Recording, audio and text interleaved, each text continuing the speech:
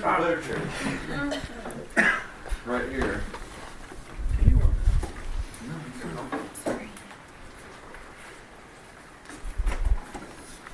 We make lips here over there, you don't have to. You're good. We better have a comfy chair. Everything's set up. Yeah. You think ready it's to go? 5 minutes? Hi, I'm Tom. Mary? Nice to meet you. Oh, that's what you're talking about. Okay, yes, I talked to, Eric. Tom, how you doing? Pretty good. I talked to Eric over there. Yeah, I did. Makes me black. Yeah. Like a true American. Cowboy?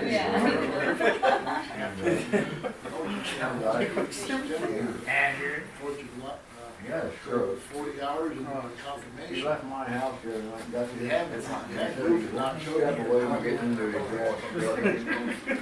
Greg. Hey, Greg. Dude. Afterward. Hey, Good to see you, brother. How are you? Good to be back. Good. Dude, that was afterward. Derek? Oh. I'll buy you him then. Feeling a lot better after seeing you.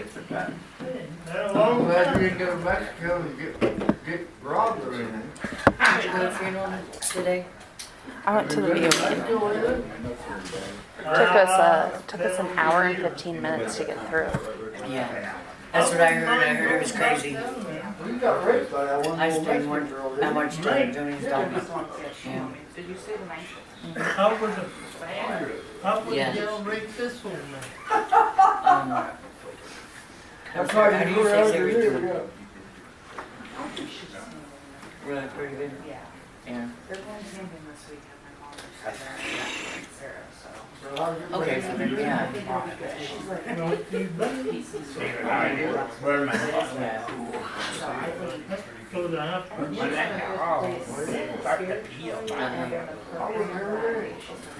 Yeah. I mean, I wasn't really worried about her too. Yeah. I mean, I didn't think she was really gonna fall off or anything like that, but I mean, especially when you went to the, you know, when you thought one thing and then you find out another, and the way you find out is just, yeah, How you gonna have that's crazy. What's happening? Way too much here lately, though, you know? Well, we'll be here next week at like 6. Yeah, we go WMIA. Again, I'm very good at it, but I'll try. I did a lead, or I opened the Wednesday. No, I didn't do a lead. I never had. Joni told me I needed to do one, I'm like, Do you want, hold on. oh, you don't have too much on there. Hello, Hey. Larry. Talk to a guy at work. Good. Good to see you. I had to look and see when I worked. Dynamic, I'm Jack. You're Jack. Yeah, I thought you were dynamic. Oh, yeah, never mind your shirt. I'm John. John, David, Richard, I know Richard. Well, I guess it is. What is it? Somebody called me dynamic, I think I respect I it. am. 18 would be better. The 11th I worked there. I think I'm on there. We got a business call? I think it's 11th I worked there. It's out. They only come for coffee, they don't come for leadership. It's right there. Okay, I don't know how I'm gonna do this. I think you're more excited about it than I am. You shared the whole. Well, I did. Well, No. I'll tell you no. No. Not that bad. I just don't want her to say the leave my thing because I don't know that. Mine's more of, you know, I'm just gonna go with it. Anyway, yeah. Samantha, there's the trouble. How are you? Hi, Sam. Oh, I see Gary gives me a handshake. I know, man. I see how this works, Gary. I didn't know down. Yeah. I didn't even get a handshake, I just got a hello. You just got a nod. Just a little head nod. Yeah. I still have to go in and have chemo done down the road. I'm good now, 'cause I heard that really makes you sick. Okay, well, we're gonna think positive. Oh, yeah. Alright. We're gonna kick ass. That's right. Alright. Kick ass and take names later. That's right. Alright, everyone, welcome to the Friday night meeting of Alcoholics Anonymous. My name is Miranda, I'm an alcoholic. Could you help me open this meeting with the serenity prayer? God, grant me the serenity to accept the things I cannot change, the courage to change the things I can, and to listen to know the difference. Amen. AA Preamble. Alcoholics Anonymous is a fellowship of men and women who share their experience, strength, and hope with each other that they may solve their common problem and help others to recover from alcoholism. The only requirement for membership is a desire to stop drinking. There are no dues or fees for AA membership. We are self-supporting through our own contributions. AA is not allied with any sect, denomination, politics, organization, or institution, does not wish to engage in any controversy, neither endorses nor opposes any causes. Our primary purpose is to stay sober and help other alcoholics to achieve sobriety. And somebody has how it works. Tom, alcoholic. Hi, Tom. This is how it works. Rarely have we seen a person fail who has thoroughly followed our path. Those who do not recover, people who cannot or will not completely get themselves to this simple program. It's usually men and women who are constitutionally incapable of being honest themselves. There are such unfortunates, they're not a fault, they seem to have been born that way. They're naturally incapable of grasping, developing, and manner of living which demands rigorous honesty. Their chances are less than average. There are those too who suffer from grave emotional mental disorders, but many of them do recover if they have the capacity to be honest. Our stories disclose in a general way what we used to be like, what happened, and what we're like now. If you decided you want what we have and are willing to go anything to get it, then you're ready to take certain steps. And some of these we balked. We thought we could find easier, softer way, but we could not. With all the earnestness of our command, we beg you to be fearless and thorough from the very start. Some of us try to hold on to old ideas, and the result was nil until they go absolutely. Remember that we deal with alcohol, cunning, baffling, and powerful. Without help is too much for us, but there is one who has all power. That one is God. May you find him now. Half measure availed us nothing. We stood the turning point. We asked his protection, care, and complete abandonment. Here are the steps we took, which are suggested as a program of recovery. 1, we admitted we were powerless over alcohol, that our lives had become unmanageable. 2, came to believe that a power greater than ourselves could restore us to sanity. 3, made a decision to turn our will and our lives over to the care of God as we understood him. 4, made a searching and fearless moral inventory of ourselves. 5, admitted to God, to ourselves, and to another human being the exact nature of our wrongs. 6, we're entirely ready to have God remove all these defects of character. 7, humbly ask him to remove our shortcomings. 8, we made a list of all persons we had harmed and became willing to make amends to them all. 9, made direct amends to such people wherever possible, except when to do so would injure them or others. 10, continue to take personal inventory, and when we were wrong, promptly admit it. 11, sought through prayer and meditation to improve our conscious contact with God as we understood him, praying only for the knowledge of his will for us and the power to carry that out. Step 12, having had a spiritual awakening as a result of these steps, we tried to carry this message to alcoholics and to practice these principles in all our affairs. Many of us exclaim, what an order, I can't go through it. Do not be discouraged, no one among us is ready to maintain anything like perfect adherence to these principles. We're not saints. The point is that we want to grow on the spiritual line. The principles we have set down are guides to progress. We claim spiritual progress rather than spiritual perfection. Our description of the alcoholic, the chapter to the agnostic, and our personal adventures before and after make clear 3 pertinent ideas. A, that we were alcoholic, excuse me. A, that we were alcoholic and could not manage our lives. B, that probably no human power could relieve our alcoholism. And C, that God could live and rid us all. Thanks, Tom. Thanks. Asked a friend to read the 12 traditions. Merchant alcoholic. Traditions. Go traditions. 1, our common welfare should come first. Personal recovery depends upon AA unity. 2, for our group purposes, but one ultimate authority. A loving God, as he may express himself in our group conscience, our leaders are the trusted servants they do not cover. 3, the only requirement for AA membership is a desire to stop drinking. 4, each group should be autonomous, except in matters affecting other groups or AA as a whole. 5, each group has but one primary purpose, carry its message to the alcoholic who still suffers. 6, an AA group will never endorse, finance, or lend the AA name to any related facility or outside enterprise, lest problems of money, property, and prestige divert us from our primary purpose. 7, every AA group ought to be fully self-supporting, declining outside contributions. 8, Alcoholics Anonymous should remain forever non-professional, but our service centers may employ special workers. 9, AA as such ought never be organized, but we may create service boards or committees directly responsible to those they serve.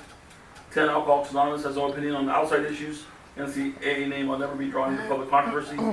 11, our public relations policy is based on attraction rather than promotion. We need always maintain personal anonymity at the level of press, radio, and films. 12, anonymity is the spiritual foundation of all our traditions, ever reminding us to place principles before personalities. Thanks, Richard.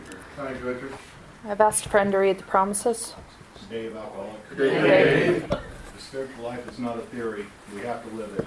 Unless one family expresses a desire to live upon spiritual principles, we think we not ought to urge them. We should not talk consistently to them about spiritual matters. They will change in time. Our behaviors will convince them more than our words. We must remember that 10 or 20 years of drunkenness would make a skeptic out of anyone. There may be some wrongs we can never fully right. We don't worry about them if we can honestly say to ourselves that we would be right. We would right them if we could.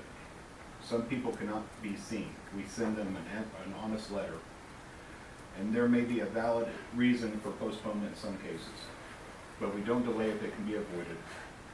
We should be sensible, tactful, considerate, and humble without being servile or scraping. As God's people, we stand on our feet. We don't crawl before anyone. If we are painstaking about this phase of our development, we would be amazed before we are halfway through.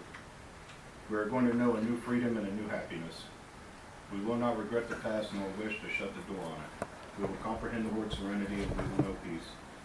No matter how far down the scale we have gone, we will see how our experience can benefit others. That feeling of uselessness and self-pity will disappear. We will lose interest in selfish things and gain interest in our fellows. Self-seeking will slip away. Our whole attitude and outlook upon life will change. Fear of people and economic insecurity will leave us. We will intuitively know how to handle situations which used to baffle us. We will suddenly realize that God is doing for us what we could not do for ourselves. Are these extravagant promises? They are being fulfilled among us, sometimes quickly, sometimes slowly. They will always materialize if we work for them. Hey, Dave. Thanks, David. I've asked a friend to read the daily reflections. I'm Derek and I'm alcoholic. Derek. Seeds of Faith, August 4th. Faith to be sure is necessary, but faith alone can avail nothing. We can have faith, yet keep God out of our lives. 12 steps, 12 traditions, page 34. As a child, I constantly questioned the existence of God. To a scientific thinker like me, no answer could withstand a thorough dissection, until a very patient woman finally said to me, "You must have faith." That simple statement, the seeds of my recovery were sown. Today, as I practice my recovery, cutting back the weeds of alcoholism, slowly I am letting those early seeds of faith grow and bloom. Each day of recovery, of ardent gardening, brings the higher power of my understanding more fully into my life.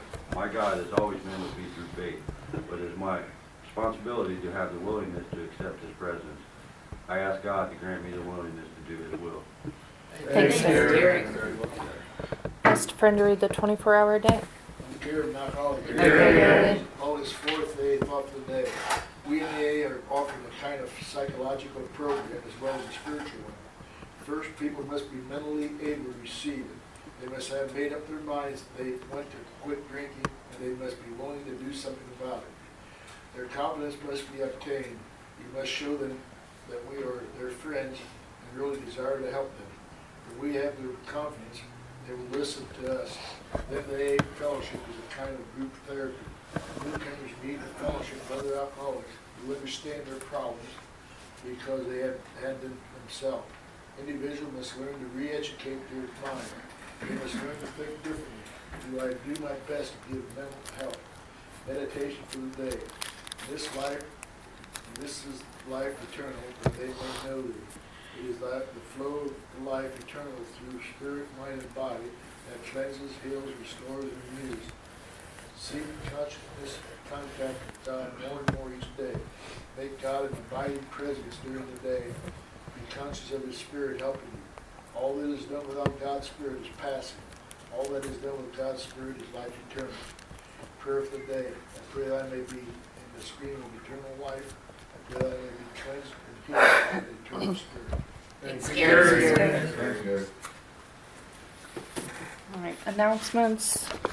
Double anniversary celebrating Menden, New Beginnings group, and St. Mary's Giving Hope group. It is Saturday, September 9th, and it is at the Living Hope Church in St. Mary's. Doors open at 1, eat at 2.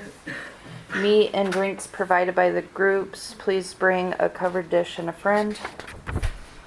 The District 23 gathering is August 26th at the Casey Geiger Park and St. Mary's. Meet at noon, eat at 1. Hamburgers, hot dogs, pop and water provided.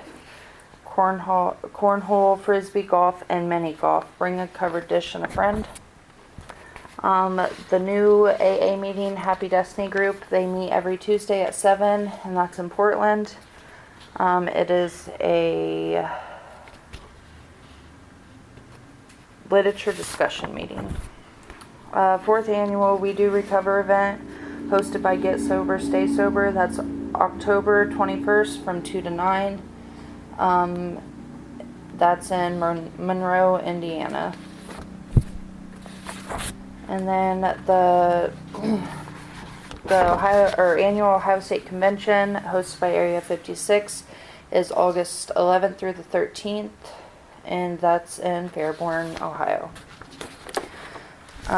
Any announcements from the floor? I'm Richard Alcoholic. On this Sunday coming up is our regular district meeting. That's at the Jabez House in Salina at 1:15. That's for GSRs, all the GSRs, or anybody interested in service. Thank you. Thanks, Thanks, Richard. Richard. All right, I forgot to announce that. If anybody, home group members, could stay after the meeting if you're able to meet with Alanon and talk about the anniversary. All right, and Cassandra has the tokens. I'm Sandra, I'm an alcoholic. Cassandra. Here at Coldwater, we give tokens to people that have any time or something. And the most important one is the 24-hour. If there's anybody here for their first meeting or the first meeting without a drink, we have a token for you.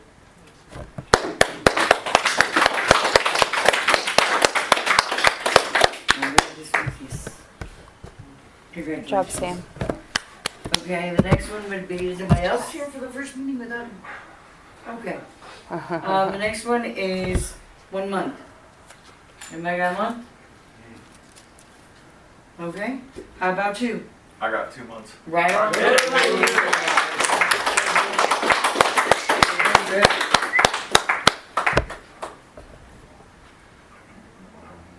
Okay. Well, thank you. Good job, Mitch. Congratulations, Mitch. Anybody with 3 months? How about 4? 5 months? 6 months? Okay, we're going in. Does anyone have any? 7? I got 7. All right. Step right into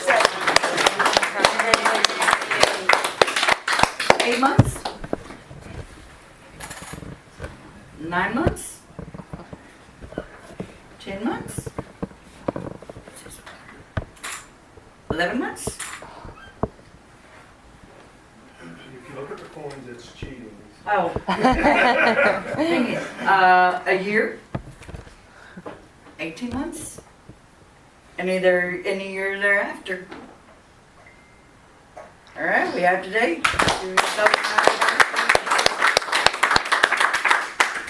All right, as 7 tradition states, we are self-supporting through our own contributions. I'm going to pass the basket. If you need a court slip, you can put it in there and I'll sign it after the meeting. All right. This is a lead meeting, and The speaker that I have for tonight is somebody that I have never heard. Super excited about hearing his lead tonight. And one thing I do know, though, about this person is that he lives the program. And I'm sure that there's going to be a lot that we can all get out of it. So with that, I am going to give you John.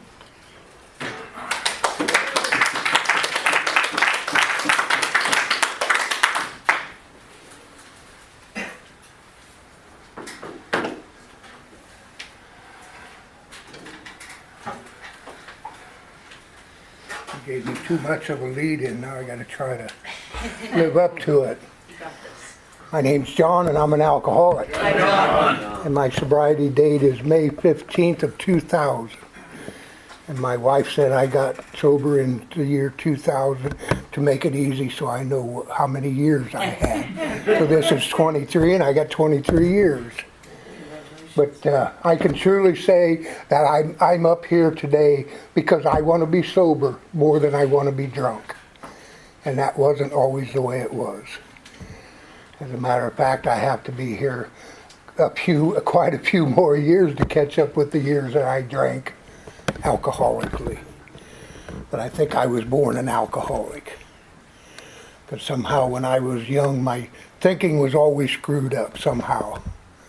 I went to school and I felt like I didn't match up, and when I was young we didn't have much of a social life because we were poor. But I didn't know that till I went to school and the other kids told me I was poor. They mocked me because I had a funny looking haircut and I had blue jeans on with big patches on the knees and stuff, and they didn't have that, but we didn't have anything else. So you know, that's part of something I needed, and the ones without the patches is what I wanted, and I didn't get that, but I still had what I needed. I grew up. I'm a German Catholic, and a lot of people say that means you drink. Well, I don't know about that, but I drank, not because I was a German Catholic, but. And I don't remember. My mother was a good Catholic. I mean, she was a devoted Catholic. Her way of thinking was, if you died on Monday, you had better went to confession on Sunday, because you were going to hell on Tuesday otherwise. And I'm sure she thought I was going to hell many times. And my dad was a rotten son of a bitch, and that's about all I'll say about him. But, you know, I grew up not too far away down in Maria Stein. Most of you know where that's at. And I grew up in the 50s and the 60s. And back then, they didn't think too badly about drinking. Most parents let their kids drink before they were, you know. And we had funny laws then. Because you could drink 2-3 beer when you were 18, but you couldn't drink alcohol or 6% beer until you were 21. And they did not have liquor or 6% sales on Sunday. And as I drank, I'm going to skip all over, but if you can keep up, you're lucky. But I went when I was drinking. And when I was 17, I went over to the bar on Sunday, and in that bar was completely full of guys with coffee cups. And there was a pot of coffee behind that bar, and that pot of coffee never went down. Because them coffee cups were not filled with coffee. And I was 17, and I thought I graduated. I was so proud I could sit in there with them old guys and drink mixed drinks. And I just thought that was the greatest thing in the world. Today, I don't think that way. I don't remember my first drink. I'm sure I was pretty young, and because we had family get-togethers, and they took a water tank that they watered the cows in, and they used to buy great big blocks of salt like this, a big cube of, ice. And they put it in there, and they put the beer on one side and the pop on the other side. Well, we'd go up there and we had it all figured out. We'd go up about 6 of us and we'd stand around and one would grab a beer and take off out the back of the shed. And we'd go out and, of course, you split a beer amongst 6 or 7 of them, you don't get much. But I do remember the first time I drank a lot. I was about 13 or 14, I'm not sure. You're going to hear that a lot. I'm not sure because I don't remember everything in detail. But it was, we lived on a farm, but we didn't own the farm, we just owned the house. And the guy that owned the farm, he had cattle there, and his son came, and it was about Christmas time, and he brought a 5th of whiskey in there. And I got a brother that's a year older than me and one that's a year younger than me. And I guess he wanted to see what kind of faces the kids would make if they drank some straight whiskey. So we went in the barn and he let us have a drink out of there. And we made funny faces, I'm sure, because that whiskey tasted horrible. And he had to do the feeding, you know. They gave him ground feed and hay and bed in the stables and fed him silage. And they had a water tank, and he asked me if I would watch while the water was running so that tank wouldn't fill up and run over. So I sat on that bale of hay and was watching the water, and a few minutes, by God, I started feeling warm, and I felt pretty damn good. I thought, wow, that stuff does that to you? So I thought, well, even though it tastes terrible, if this one drink feels this good, just think how good a second drink is going to make me feel. So I had another one, and all of a sudden I wasn't that little shrimp that got picked on in school no more, and I wasn't afraid of anything anymore. You know, I was pretty tough all of a sudden, and the bad guys left me alone, and the girls thought I was handsome, and I could dance, and I could talk to the girls, and I could do anything. And I had another drink, and another drink. And of course, after a while, my brothers helped me up to the house and threw me on the front porch, and that's where I woke up, I don't know how many hours later. And I gotta tell you, I was sick to my stomach. I mean, I vomited, and the next morning again, but you know, I never got a headache. And to this day, I am not sure what a headache is, because I don't think I ever had one. If I did, I didn't know it. And that probably hurt, because if I'd had headaches, maybe I wouldn't have drank so much. But, and you know, that day, the drinking was, the positive was way up here, and the negative was way down here. And I'm going to tell you, it was fun to drink when I was that young. And of course, I couldn't drink all the time. I didn't have money. We didn't have a way to go out and stuff.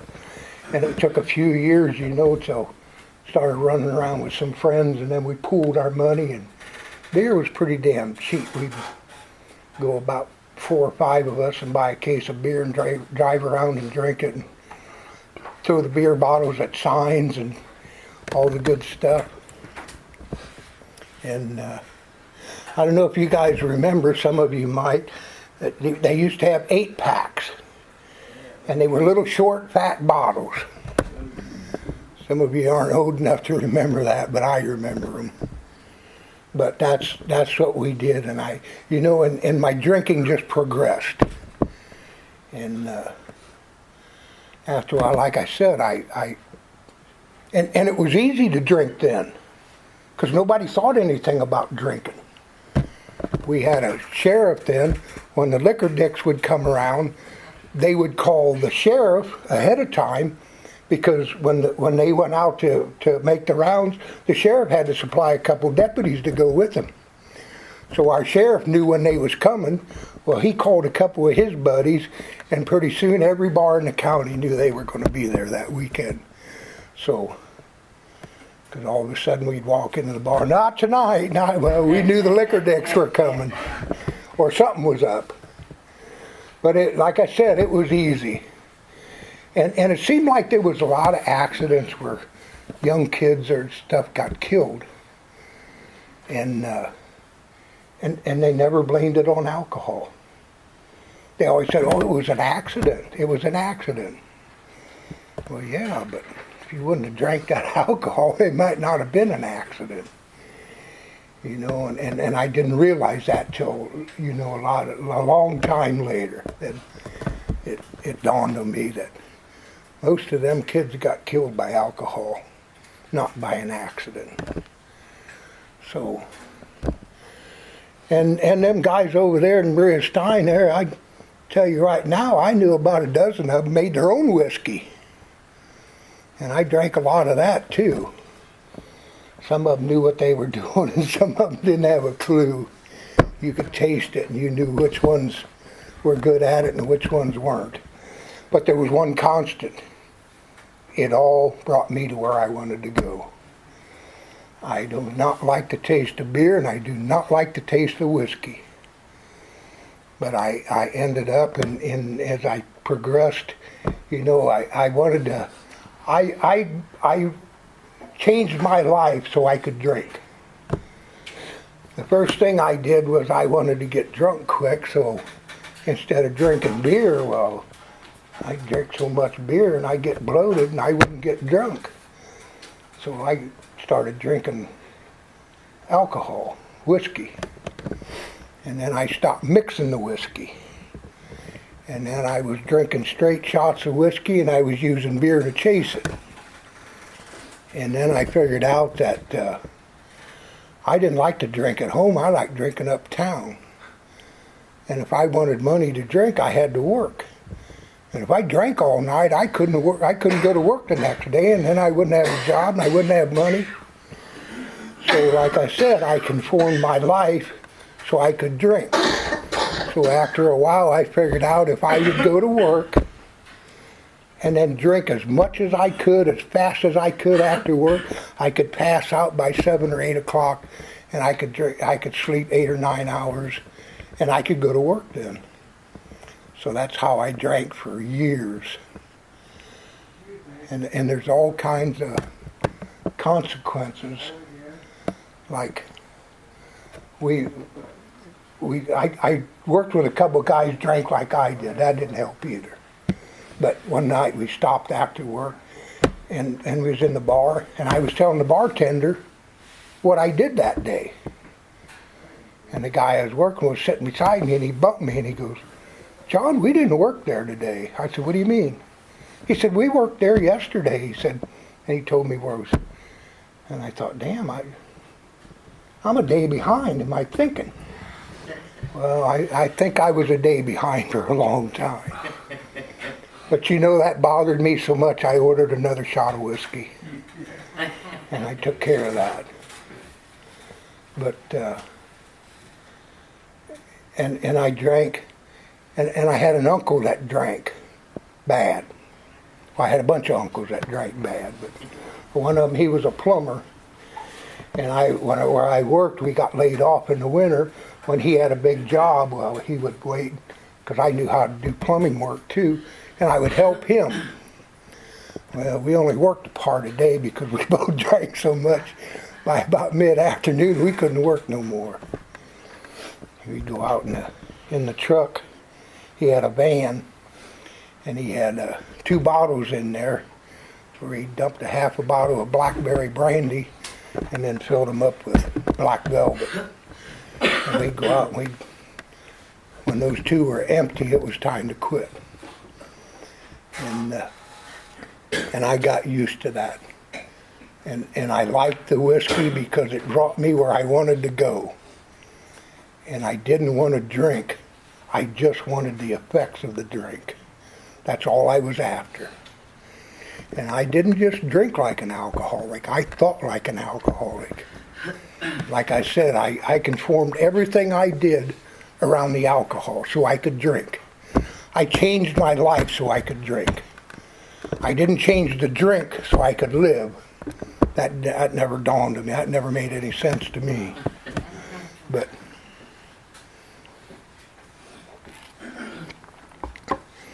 and you know, I always considered myself lucky, but I'm not sure if it was luck. down the southern part of the county. We had 2 deputies that worked down there on weekends, and I'll bet you at least 8 or 10 times them guys picked me and my buddy up in the middle of the night, drunk, sitting in a ditch, whatever, and they never brought us in, not one time for a DW. Then they were called DWIs, and they never brought us in once to get tested. They brought us home. And that probably, all that thinking, all that, where nobody cared if you drank, and nobody said anything about it, and all that just made it so much easier to continue. But later on in life, I figured out that I needed an excuse to drink. If I could justify what I was doing, then I could continue to do it. If I justified the drinking, then I could continue to drink. And if I couldn't justify it, I drank anyways. So it really didn't make that much difference, but I always felt better if I had somebody there to blame it on. I can guarantee you, if I'd have known any of you then, I'd have blamed it on you. My mom was a good enabler. She always told my brothers and sisters, "Oh, just give him time. He'll outgrow that. He'll outgrow that." When I got in my 40s, I think she figured out I wasn't going to outgrow it. My brothers and sisters knew that there was something wrong, and they were afraid it would never change. And I did try to change. I didn't necessarily try to quit drinking, but I thought if I didn't drink so much, or if I changed it somehow, I could slow down, then it would be okay. Well, see, none of that ever worked. I tried wine, and I didn't like that because I got sicker on wine than I did on whiskey. In the 80s, I moved out to Connecticut to work, and I thought, oh, this will be all right. I get out there, new environment and stuff. Well, a couple guys I knew went out there with us, and we went to the job site, and we were building low-income housing. And we rented a house, and the first thing we did was steal a bunch of lumber, and we brought it home, and we built a bar in our house. And one guy had a little refrigerator, and we stuck that in there. So we had cold beer, and we had a bar. We made little bar stools to sit on. So that took care of my not drinking as much. And it just seemed like everything I tried didn't work.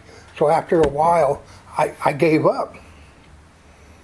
I thought, well, I'm going to be a heavy drinker my whole life, and that's the way it is. So, I gave up on trying to do anything about it. And when I was young for years, I never got in trouble until I got in my 40s. I got my first DUI when I was, 43 or something. And then I got in trouble a couple more times, and then I got a domestic violence, and of course I went before Judge Shear, and he patted me on the wrist and said, "Bad boy," and that was about as far as that went. And then I got the second one. Well, then the district attorney, he told me, he said, "You better get a lawyer." And I got a lawyer, and he said, "Boy, are you in trouble." So, and I'll tell you now that all the time with religion, I was never very good with religion, because in the 50s and the 60s, they shoved religion right down your throat. It's a get you God. You do this or he's going to get you. You do that or he's going to get you. And I thought, what good is this God if he's going to get me? I'm not perfect. He's going to get me every time I turn left when I should have turned right. Well, I'm pretty well screwed. But when I got that second one, and I had it, well, and then when I did go to turn to God, I always tried to make a deal with him. God, you help me out of this mess, and I'll be a good Catholic. I'll go to church, I'll even put money in the basket. Because to me, that's all they was after anyway, so, which was a lie. It didn't matter if I got off or not. I didn't do that. But this time I had a little talk with my higher power. I said, God, I said, this ain't like the other times. This is a biggie. And I really, really, really need help. And I said, you got to help me out here. Well, I went to court, and I thought I was going to prison. But I didn't go to prison, and I thought, not because God helped me, but because my wife went in there when they had the grand jury, and she told him, she said, he's not a hoodlum. He's not a convict. She said, he's a drunk.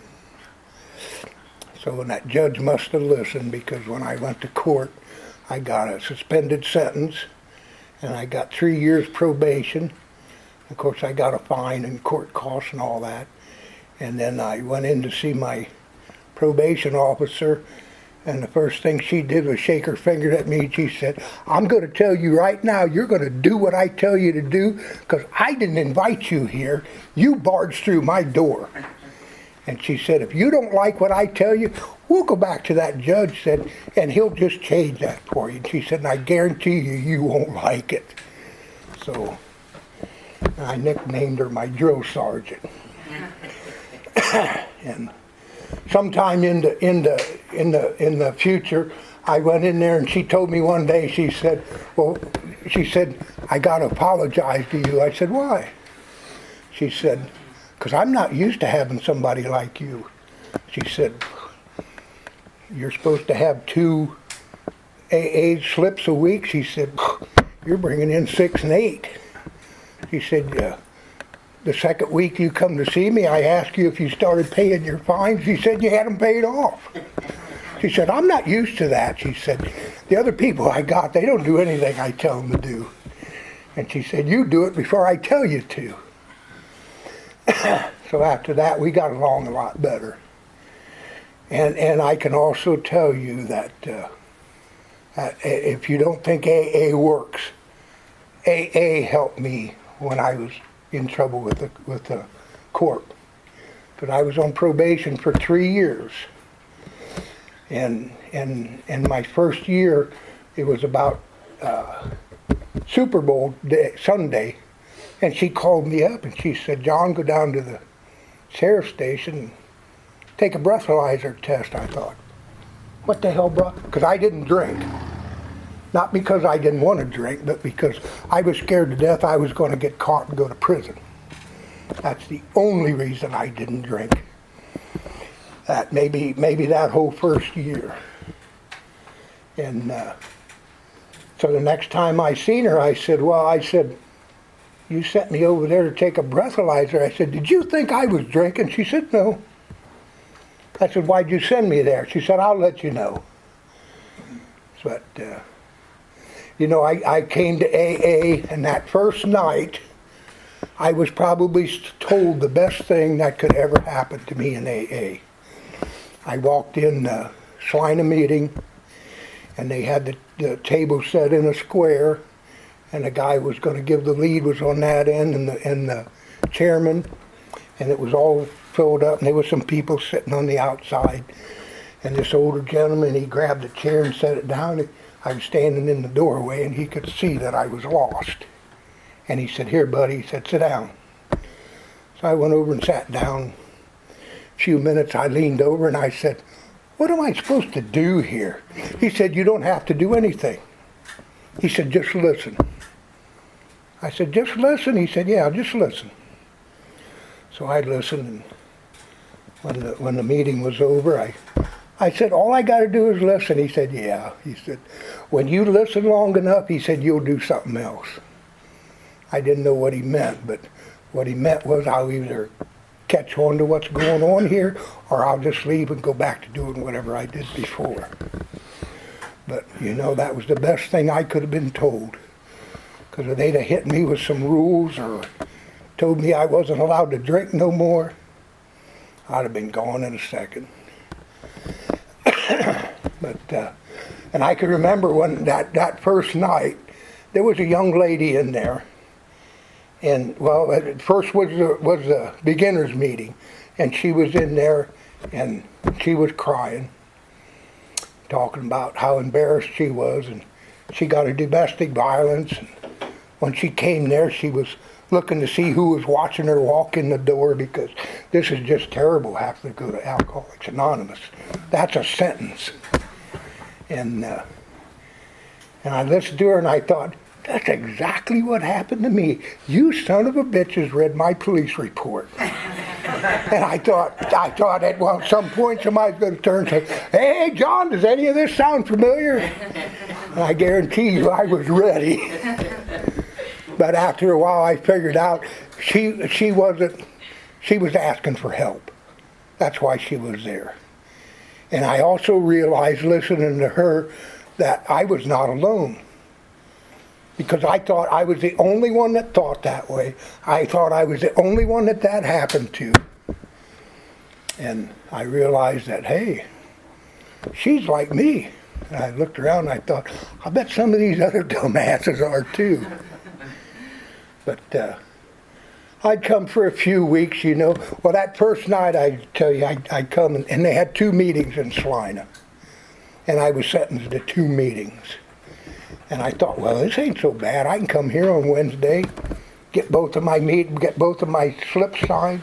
I don't even have to waste another night. So I went on Wednesdays. And if any of you worked and drank, you know Friday night is a absolute drinking night after work. Well, I came home, I don't know, about a month or so, 3 weeks. And I came home, there was nobody home. And I thought, oh, I'd slip up the bucks and have a few drinks and nobody's going to know it. And I thought, you know what, them son of a bitches in that meeting, somehow they're going to know it. And I thought, and I'll know it. And I thought, and if there is a God, he's going to know it too.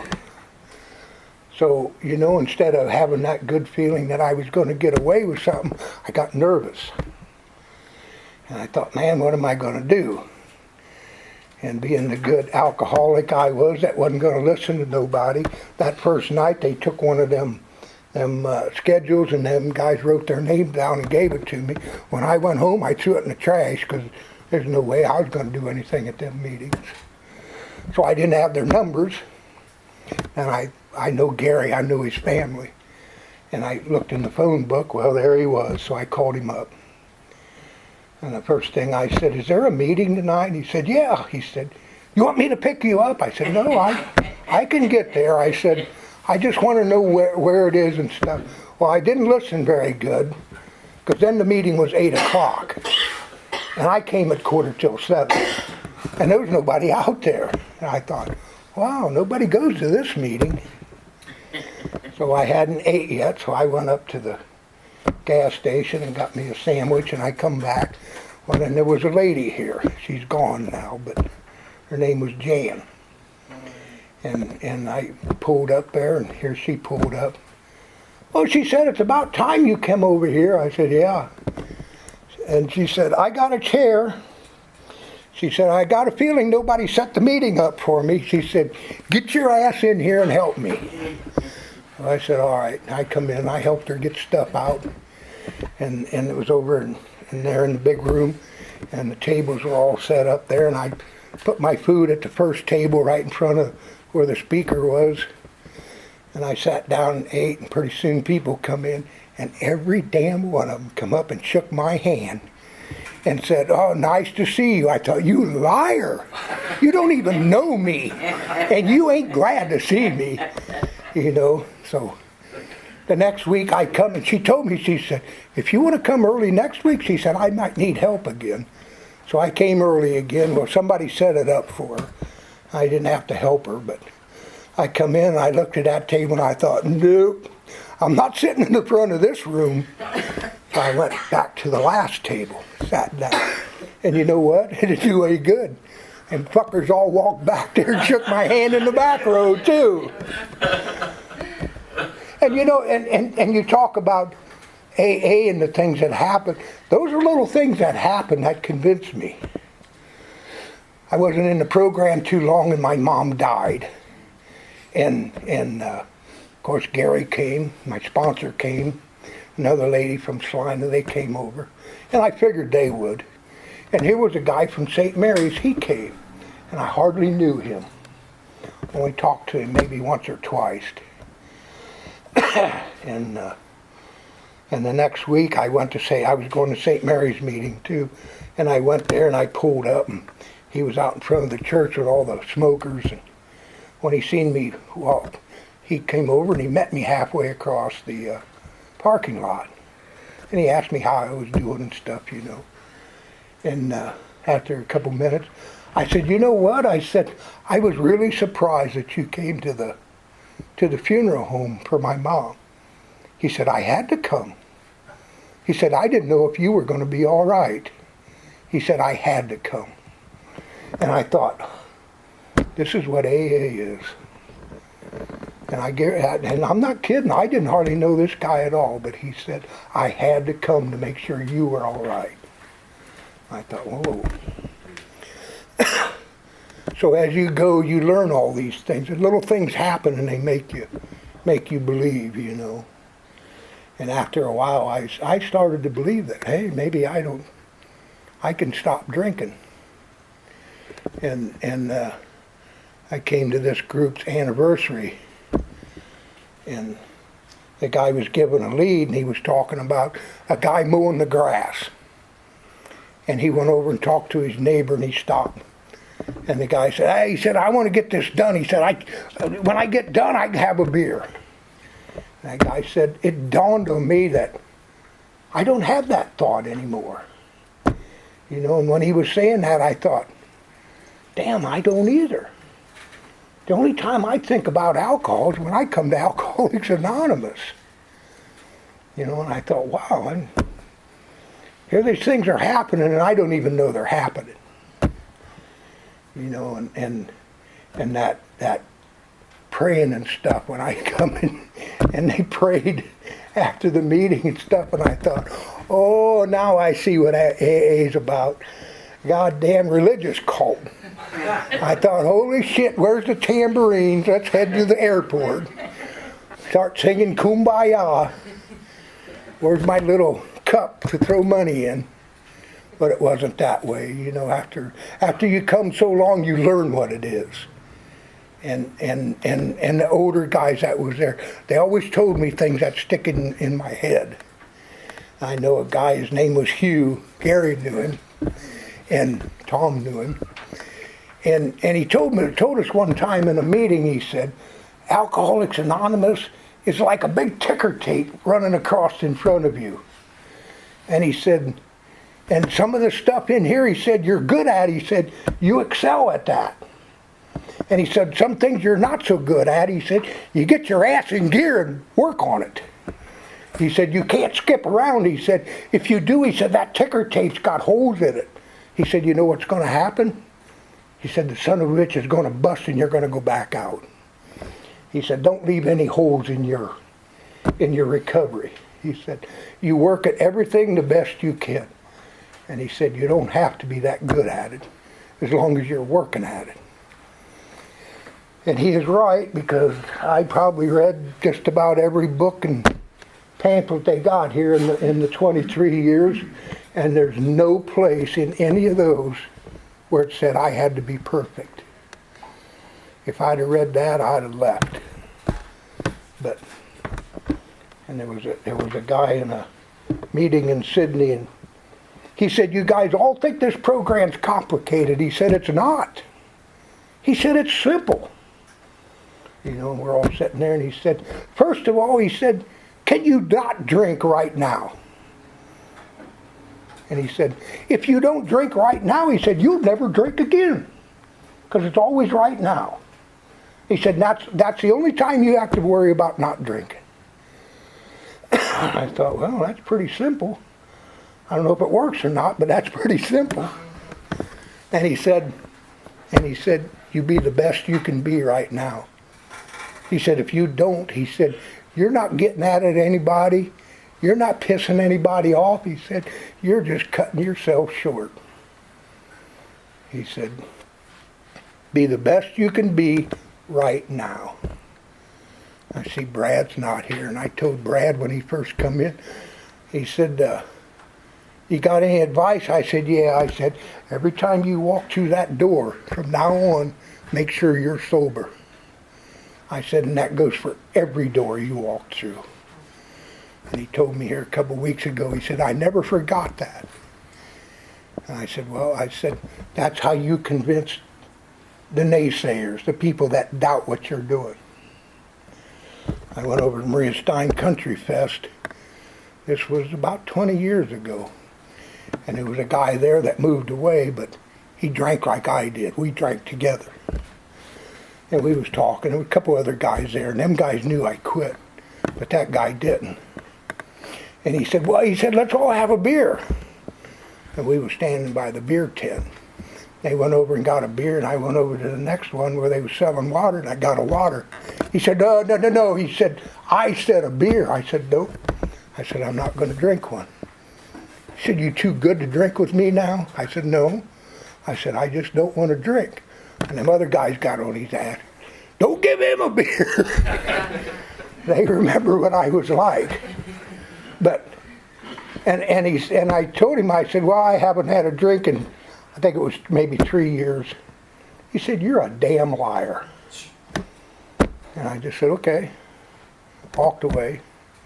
One of the other guys seen me later, he said, you let him get away with that? I said, what am I going to do about it? Well, he said, the old John would have hit him. I said, that's right, the old John would have. I said, this one won't. And I told my sponsor about it later. He said, he said, I got a feeling. He said, did he drink like you? I said, oh, yes. And he said, I got a feeling he looked at you, and it was like he was looking in the mirror. And he didn't like what he seen. He said, maybe all of a sudden, he figured out that he had a problem. And I said, well, I don't know. And he said, besides that, he said, why would you get mad at him? Well, I said, he called me a liar. He said, what did you expect him to do? He said, that's the only thing he knew about you was drinking. He said, that's the only thing you ever showed him. Why wouldn't he think you still drank? I thought, oh. But them little miracles, they just keep coming. And when they first talked about them, I thought, wait till the lightning and thunder comes with these miracles. Man, it's going to be a glorious day. And I got to tell you, when my daughter was about 7 years old, and I got a nephew who's about the same age, and I had some friends that were up at the lake, and they said, bring the kids out swimming. Well, she went, and my nephew, and then her sister was about maybe 5 years older than her. So we went and went out. We were swimming, having a good time. Well, it irked me because they were sitting up there drinking, and I wasn't. So I told him, I said, you come up here at the edge of the water where I can watch you. I said, I got to go back and talk to my friends. And I went over there and sat down. I got a beer, and we were sitting there talking, another beer and another beer. And all of a sudden, my 7-year-old daughter come up there. And she stood beside me, and she went like this. She said, Dad, did you come up here to talk to your friends, or did you come up here to drink beer? And we all laughed. Oh, cute kid, ha ha ha. You know, after I sobered up, I thought about that. I didn't laugh about it no more. It didn't seem funny no more. Because there I was, in my 40s, a drunk, and my 7-year-old daughter seen it, but I didn't. I know, how pathetic is that? But she didn't remember that because I go over here, and she's the reason why. She took after her old man a little bit too much. So she's got a drinking problem too, but that's her problem. And I go there so I stay out of her problem. And I got enough of my own to...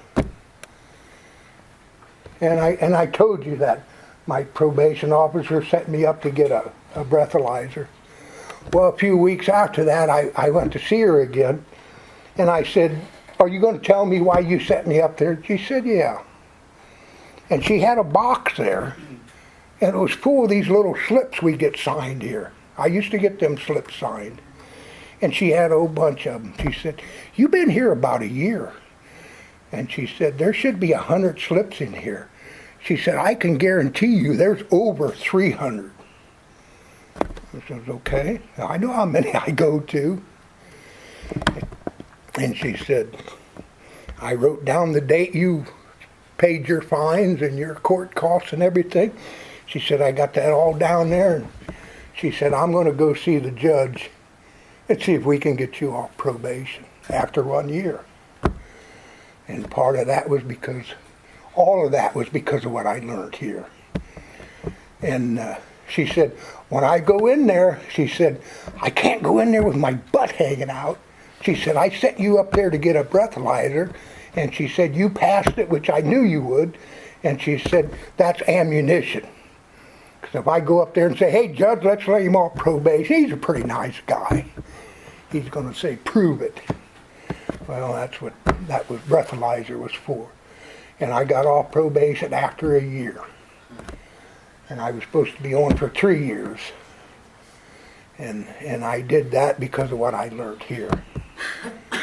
And had a couple more minutes. I had open heart surgery in 2017. And I went in about a week before the surgery to meet the surgeon because I didn't know him. And we talked a while. My sister was there. And my sister said, "Doc said, what's the chances when he goes on the table that he's not going to come off?" "Oh, God," he said, "I don't know." He said, I guess if I put all the information into a computer," he said, "it would probably spit out a percentage." He said, "Probably 2%. I said, "Doc, you don't have to try to make me feel good." I said, "I'm going in for open heart surgery." I said, "You ain't shitting me." "No," he said, "I'm serious." He said, "You got a lot going for you that other people that get this done don't." He said, "First of all," he said, "you're a few years younger." And he said, "You still work, you're active." He said, "Your heart's in a lot better shape." He said, "Can you imagine what some of them 75-year-old people that I do that to," he said, "been sitting around for 10 years doing nothing?" He said, "Could you imagine what their heart is like?" He said, "Your heart is 100 times better than theirs." I said, "Okay." And he said, besides that, he said, "Where in the hell did you get that attitude?" I said, "Oh." I said, "What attitude?" "Well," he said, "when I bring people in and talk to them," he said, "all they do is complain and say, 'Why me? You know, what did I do to deserve this? And woe is me, I won't make it.'" He said, "We've been talking for 45 minutes. And he said, "You haven't complained once." I said, "Oh." I said, "Well," I said, "I could tell you, but you wouldn't believe it." He said, "Why wouldn't I believe it?" I said, "Well," I said, "I'm an alcoholic." I said, "One of the first things they taught me was I live life on life's terms, because if I don't, I'm going to make it harder on me. Not anybody else. I'm not going to piss you off if I go back out and drink. I mean, you might be disappointed, but there's no skin off your butt. It's all on me." And he said, "Damn," he said, "let's bottle that." He said, "I got a lot of patients that need that." I said, "Well," I said, "sometimes you're in the right place at the right time." And I said, "And you learn the right thing." He said, "God," he said, "if that isn't the truth." But like I said, the miracles, I was waiting for the lightning and the thunder. They don't come that way. They're little bitty quiet things. And if you're not ready for them, you're going to miss them. But I guarantee you they'll come. If you, and one thing I liked here, I come here and they don't have rules. They just start spouting rules at me. I couldn't follow a rule ever in my life. Why would I follow them here? And they told me, they said, "Well, this is what we suggest you do." I said, "I don't have to do it?" And he said, "Well, if you don't want to, you don't." I thought, well, that's all right. I can live with that. So, I don't know. I pretty well killed the hour. I can say is, If nobody told you they love you today, I love each and every one of you. Because you now are my family, my second family. I got another family, but they don't understand me very well. And you know, that was an important thing too. When I came here and people said something, I didn't need that explained to me, because I already knew what they were talking about. And I figured out when I say something, you people know what I'm talking about. I told Jan one time, I said, I got trouble with my character defects. She said, say the character defect prayer. I said, what's that? She said, oh God, let it last a little longer. It hurts so good. And you know what? I don't know how she interpreted it, but to me it made sense. Because I was used to my old ways, and I wasn't used to this new program. And I was more comfortable being a son of a bitch than I was a little bit better person. Because that was a comfort zone for me yet. But if you got trouble with alcohol, if it's causing a problem in your life, you're in the right place. And if you make a mistake, don't worry about it. You didn't lose what you got the year before, the 5 years before, or whatever it was. You still got that. You're just starting that day over. Because when we got up today, we were all in the same place. We all had the same amount of sobriety. And we all had to do the same thing. And if you don't know how to pray, well, join the crowd, because I don't either. I get up and at some point, and it's not the first thing I do, but at some point I say, help me today. I don't have to say anything else. Because I know that higher power, my God, knows exactly what I'm asking for.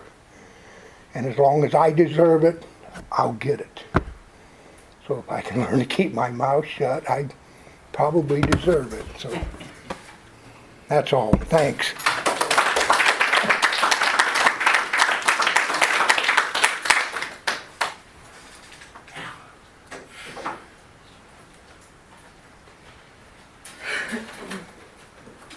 Thanks, John, for your lead. Yeah, there's a lot that you said in there that really resonated with me. There's just so much knowledge in your lead, and after, the busy weeks that I had, I was really looking forward to that part of it, because I knew there would be a lot of that in there. A couple things that I'm just going to talk about real quick that stood out, that I think about often, actually. That time when I was at the low point, and I was like, I just knew that I just thought this is how I was always going to be. I didn't think that I was ever going to change, and I kind of just accepted it.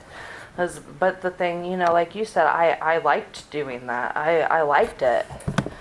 Another thing that I came to realize here recently, this stint of sobriety that I've had, before, I would never do anything with anybody in AA, and I was just like, I could never be friends with any of these people. I don't want to hang out with them. I don't want to be around them. I just want to go to the meetings and go home.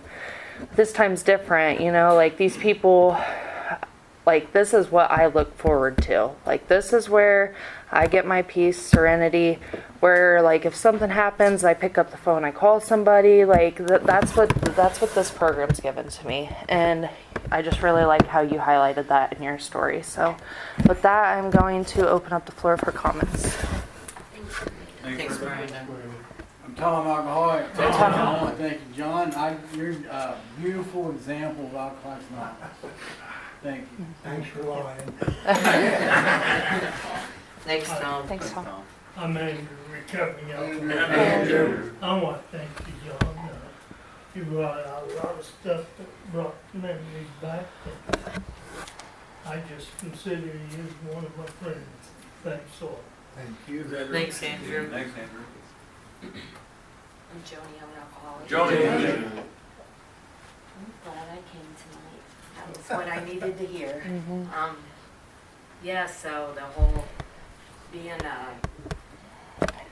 full blame and the victim and justifying, and even when I couldn't justify, I didn't need to justify. I could just drink. Yeah. It's great. I've heard you a few times. That just hit my heart tonight. Not that you haven't hit my heart before. But you were in these rooms when I came in, and when you talked, I listened, and I still do, because I still have a lot to learn. And I'm glad you're my friend, and I love you. And with that, I'll pass. Thanks, Joni. Thanks, Johnny. I'm Garrett, an alcoholic. Garrett. Congratulations, Mitch, on your 2 months. Matt, congratulations on your 8 months. He's not here tonight.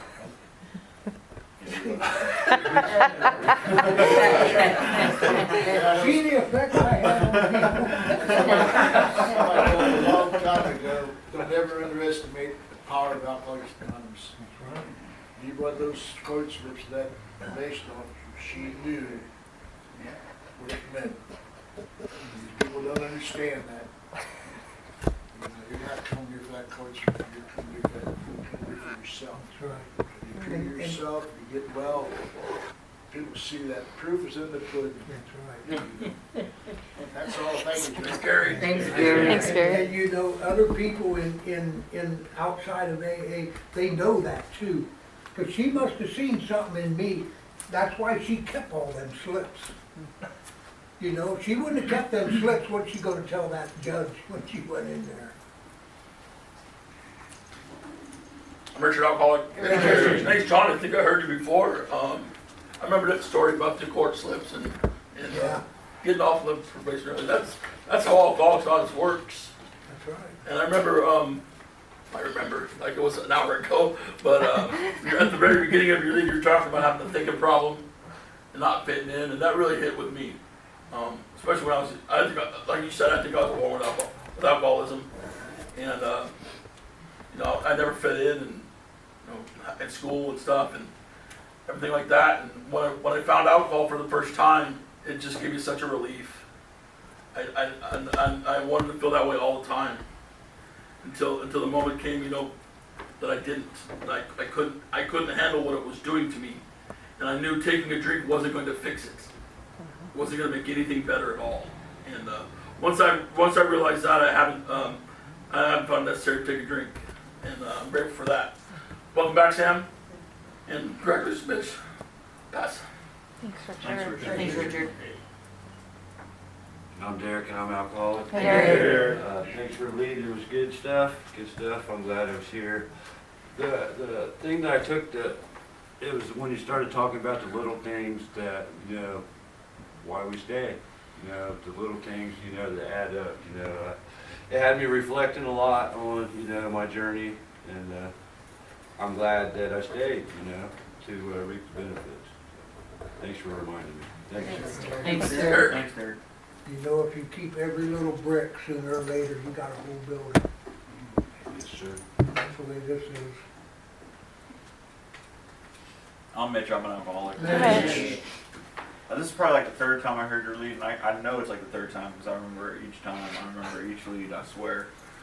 You're talking about the drinking in the barn. Like I visualize it so deeply every time, and I know exactly when that story's coming around. It's like I remember your leads, and like what Joni said, like when you talk, I listen.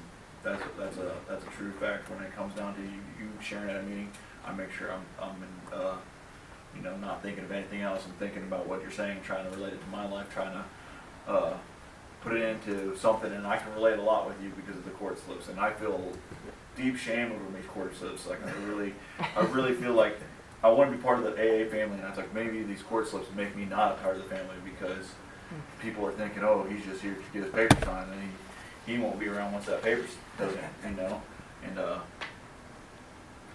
you're about, I don't know too many people that like whose story is start with the court slip, So you give me hope, a lot of hope that I'll be here. Thank you.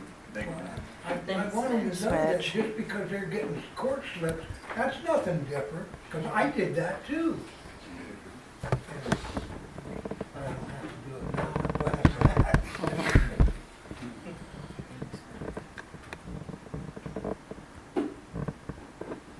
Anybody else? Comments? I'm Greg. Alcoholic. Hi, Greg. I've heard you, I think, 3 times, John, and so many of the things that you talk about, I value. for the things that you say I value, but I think the thing that affects me the most is when I hear a lead like yours, I feel like if I want to stay sober, I'm in the right place to get here. Thank you. Thanks, Greg. Thanks, Greg.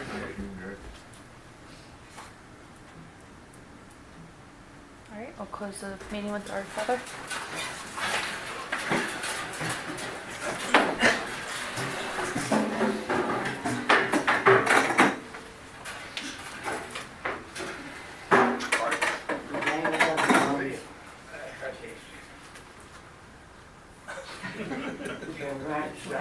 Go and get your arms and let them home. Yeah, look where he lands, I'll tell you, Joe. That's a setup. John, will you take some? Who kept us sober today? Our Father, who art in heaven, hallowed be thy name. Thy kingdom come, thy will be done, on earth as it is in heaven. Give us this day our daily bread, and forgive us our trespasses, as we forgive those who trespass against us. And lead us not into temptation, but deliver us from evil. Thine is the kingdom, the power, and glory forever. Amen. Keep coming back, words and word. Where's that? Your hands are sweaty. How's the coffee, Mitch? Was it? I'll never go to a meeting again because of my sweaty hands. Hands. Over there. I'm gonna stick Yeah, I'm drinking this. Not oh, good to see you. Do you have a picture of? Do You guys have a flyer for the 24th? What happened to my recorder? Oh, I'm 24 for what? September.